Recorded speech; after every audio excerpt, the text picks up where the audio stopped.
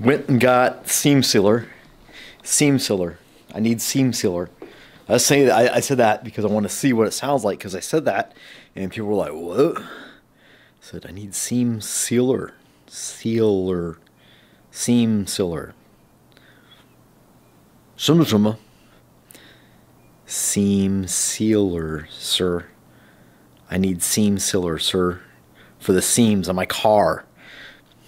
Anyway, like 3 stores later, I finally found somebody that actually knew Napa. They seem to be generally the smarter of the stores, their staff anyway. But yeah, I got this 3M urethane seam sealer.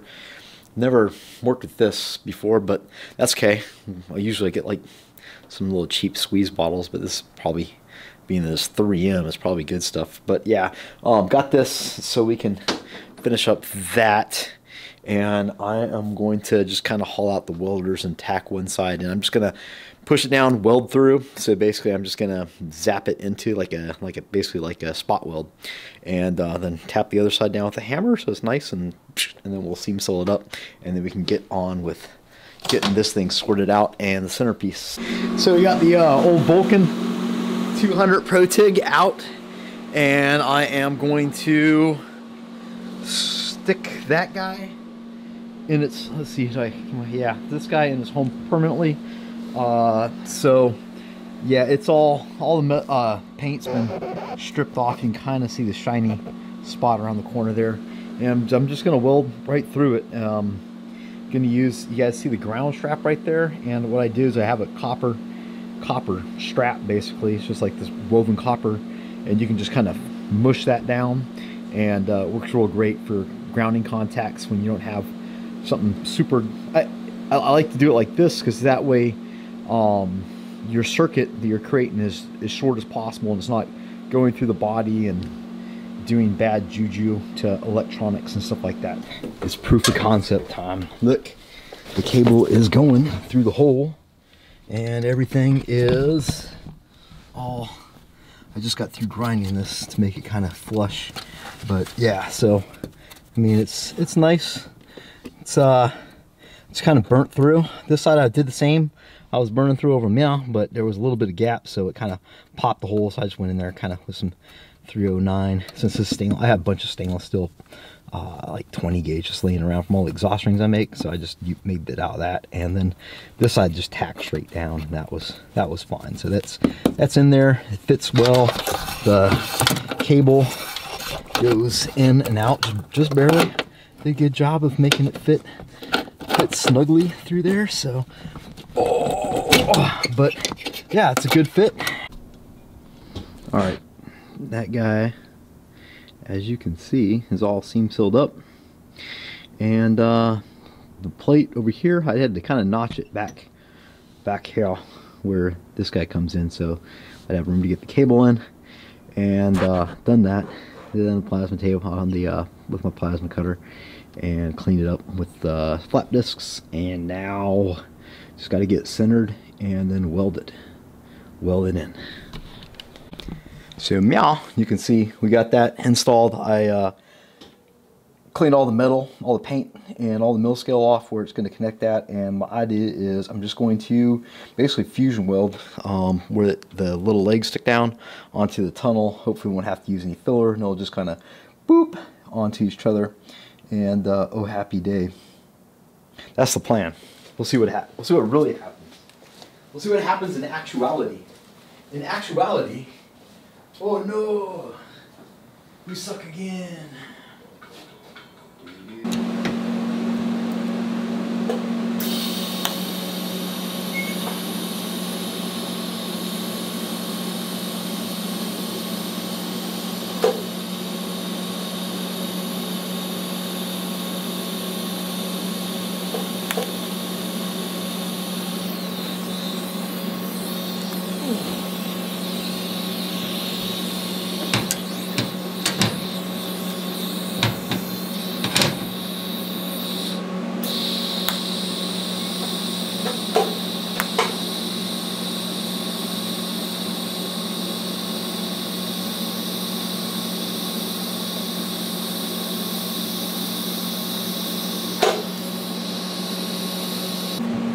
solid, man. That is make a nice base.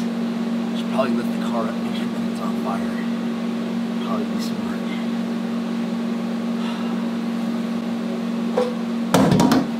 Would be the prudent thing to do. So we'll do that real quick.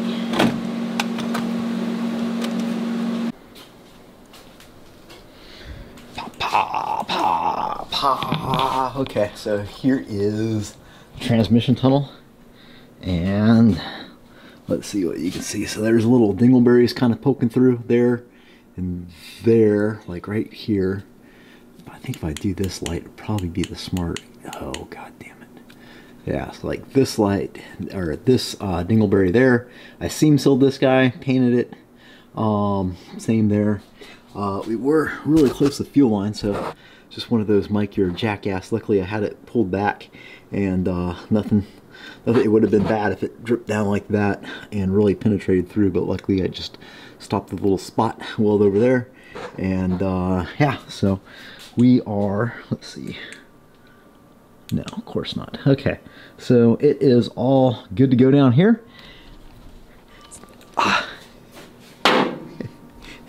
This expert camera work. So it is all good to go from underneath me. And all we got to do is get on the top now and kind of bolt our plate back in place.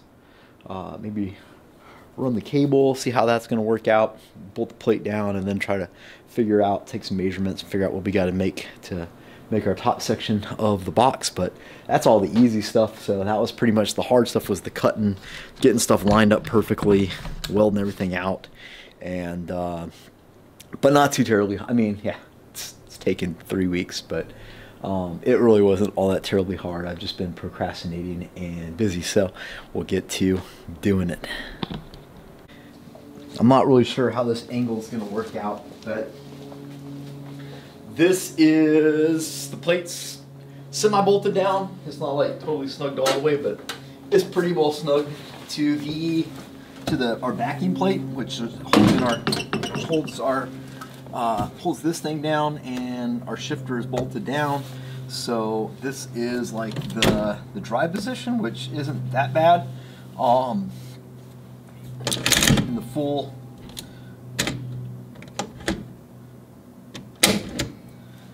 there's like, it's going to take some getting used to this shifter. There's so many grab it, squeeze it, let it go kind of deals, but basically you pull a thing and it slides all the way back, and bump it forward, pull, bump, and then it goes into neutral, smack that guy, it gives you reverse, and then that gives you park.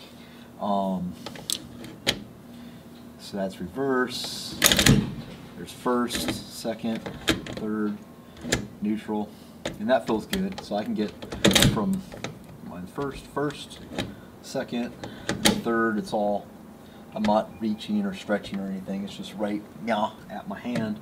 And yeah, that's not bad. So pretty happy with that. And the cable is looped around and out the back, so it's down where it should be for the transmission. All we have to do now is kind of try to figure out how we want to make this box to kind of cover everything. And yeah, so hey everybody, it's Mike with Monkey Fab, and I'm back. So today, it's Sunday. I didn't get much more done with the shifter last night, or the console, or whatever it was.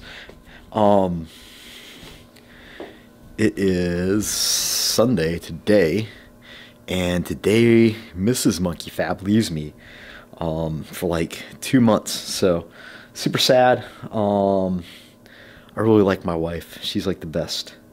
She really is. And I'm probably gonna die. So if I just quit making videos, then bam, you'll know what happened to me. And the dogs probably starved to death in the living room. But hey, another good thing I saw was I went over 3,500 likes or subscribers. I guess that's a benchmark on YouTube of some sorts. It doesn't make any sense because I look at there's a YouTube analytic app, and you can go in there and really drill down on the analytics, which is kind of interesting. You can see where you're being watched by whom and whatever, but it tells you like these are the people who watch your videos that subscribe, and these are the people that watch your videos that don't subscribe. And the people that watch my videos that are subscribers are only like 10%. So of the videos I post, they don't get viewed a lot by people that actually subscribe. Most of it's viewed by, I don't know, people just perusing the interwebs, or people that somehow like follow but don't subscribe. I don't know why you do that. I subscribe to a lot of people. You just check out my list if you want to see entertaining car stuff and some intellectual stuff as well, if you like that kind of thing. But yeah, so I guess like if you're not doing anything, it wouldn't bother you too much, you could help me out by subscribing, and then you'll get alert when I do the videos. But yeah, 3,500, that's pretty cool. I've been doing it a little over a year now, like trying to do this, and my goal was like to get 1,000 people, or yeah, was it 1,000? It was to double. I think it was to double my likes when I only had 200 when I started, because I had some other videos about how to weld stuff. And yeah, so like in the first year I did way better than that, and up to 3,500 now, so that's kind of cool.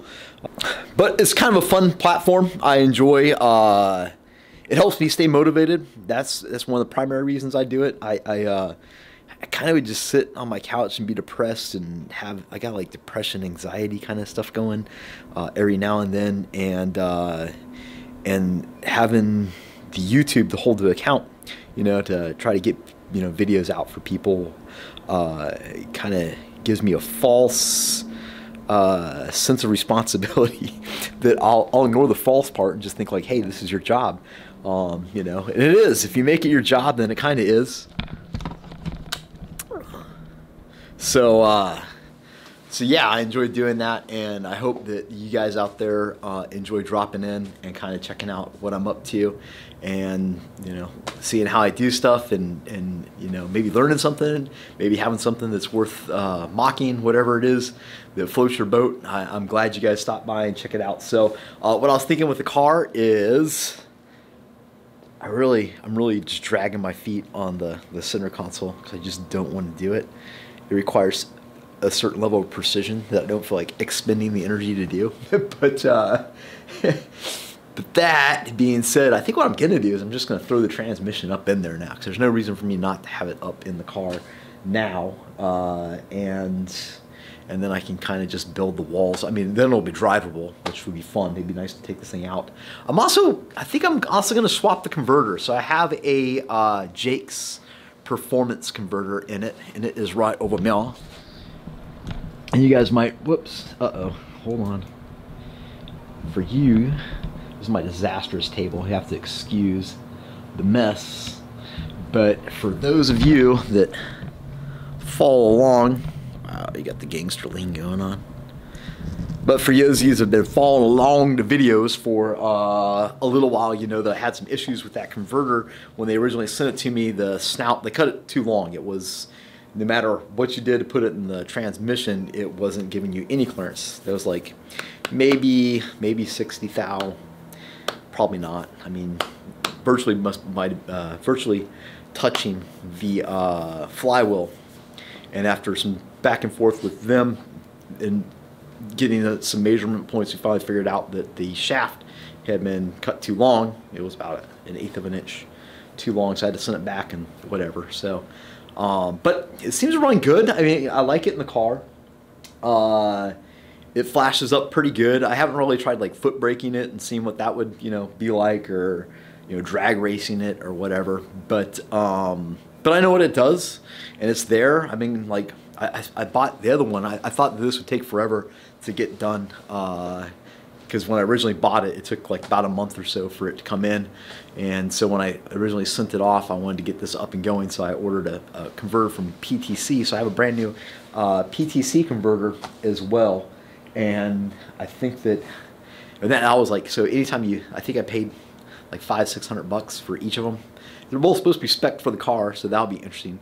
I think it'd be interesting to just throw the PTC in and see how it does. Luckily, when I pulled the transmission out, with the shifter issue and what was going on with the transmission, it hadn't hurt anything, and the fluid was beautifully clear. It wasn't like there was a bunch of shit contaminating it. So I think what I'll do is I'll try the PTC converter, and then I'll try to make up my mind on which one I enjoy the best and sell the other one, because that's like $500 I can put in my pocket that I just don't need sitting around in parts. So yeah, I think we'll get to throwing the transmission, the old TH400, back up in the car. Also, hey, sorry, I know I'm talking way too long. Apologize, but there's so much to tell you guys. So I did kind of get the back axle thing figured out. What I did is I called, I think it's Curie Axles, and I got axle housing. So the actual forward housing that everything kind of bolts to and the bearings go into, I just bought a new one of those, and what I'm going to do is just cut the old ones off and bring them in 2 inches on either side, which will take care of all the offset problems and let me run, you know, my big old 10 by 15s and all that good stuff. So happy about that. That was a expensive mistake with the axle, and it's kind of funny because I tend to think the Explorer axle would have been a bit almost too narrow, because I've looked at the measurements. I need about a 60-inch axle. That's what came out of this. And when you chop down the Explorer axle, I think it said it was like 56 inches or something like that, which, you know, would make me almost have to run an extreme offset in the other way, and then we're getting close to other stuff. But no big deal. The bottom line is I screwed up on the axle, and I should have spent more time researching, is what it really is, because the more time you research, that money always pays dividends when it comes to making purchases once. Cry once, right? Do it right the first time. So anyway, let's get to getting this thing up in the air and putting the transmission back in it. So here is our PTC Performance Torque Converters, and I've always heard good things about these guys. And we get some nuts and bolts, like some kind of fine thread, something there, some sort of fine thread stuff. What is going on now? This is taped. It's some kind of cutting tool. There we go. Oh yeah, oh yeah. Probably should have left this stuff in there. Can always figure out a way to do it. Oh look, I got big stickers for the lift. 2 of them. Gotta love that. Instructions. I like instructions. I like when people take the time to write well thought out instructions and send it to you. So yeah. So we'll read them, because if they take the time to write them, then you can take the time to read them. And yeah, there is a torque converter on y'all. I like the fact that they see this. Can't see that. It's the angle of the dangle. They make these guys like extra. What they do is it looks like they're machined, so they stick it on there and then you just tack weld it on the inside. So you already got the adapter for the LS motor, because they're different. Oh man, good lord, that thing is on there. It is seriously on there. I should do a better job of sticking their sticker on, 'cause then people will know. Oh my goodness. Oh, okay, it's like sealed. You can hear it like breaking the vacuum. There we go.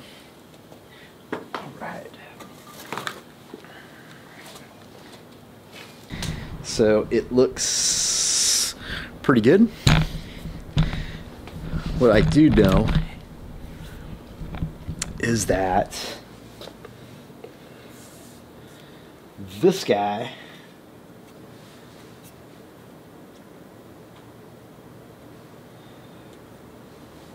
here is an unknown offset. When I get it together, I can check the clearance, but just make sure there's no like super big problems. I'll throw the other converter in, because it's a known good. I know that it's got an 1/8 inch of clearance, and then I can use that to kind of just make sure that we don't have any problems. I'm a bit paranoid after the whole suffering that deal the first time around with this thing. So, wow, it seems... Because what the hell, why not? Why not?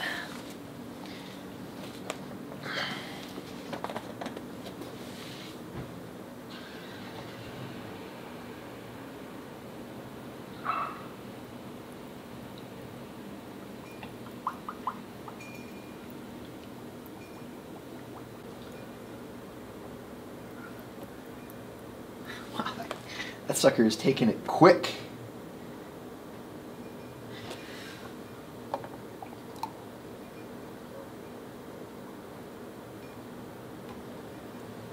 Alright, so usually it's like a quart. Just throw it in there so it's not completely fucking dry, right? And as soon as the engine turns on, it's going to take everything in the pan and pump it into the converter anyway. So,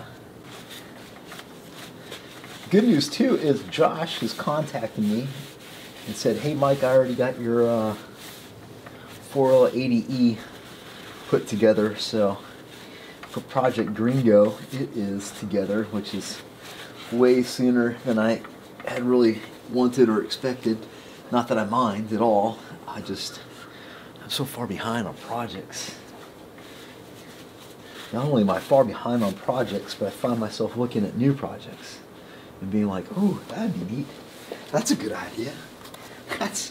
That's a great idea, Mike. You should look at another car, because fuck man, you don't have two cars in your garage and another one in your fucking shop. Come on, baby. Come on, get in there. I know you want to go in your home.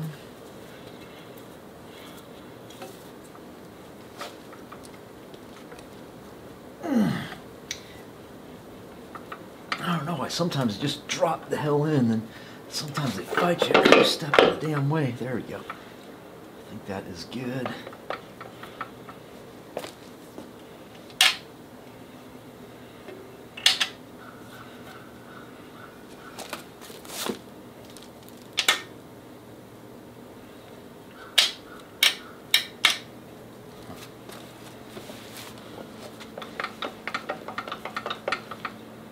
Okay, well, that is good.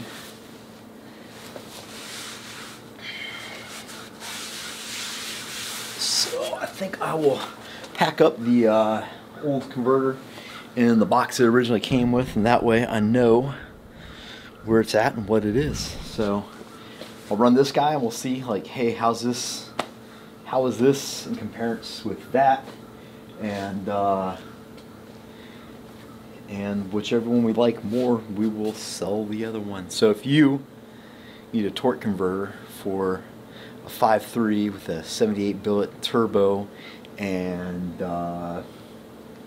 78 X body package with the 8.8 and 315 gears and a 28-inch tall tire, and let me know. Maybe we can talk. Maybe we can do some business.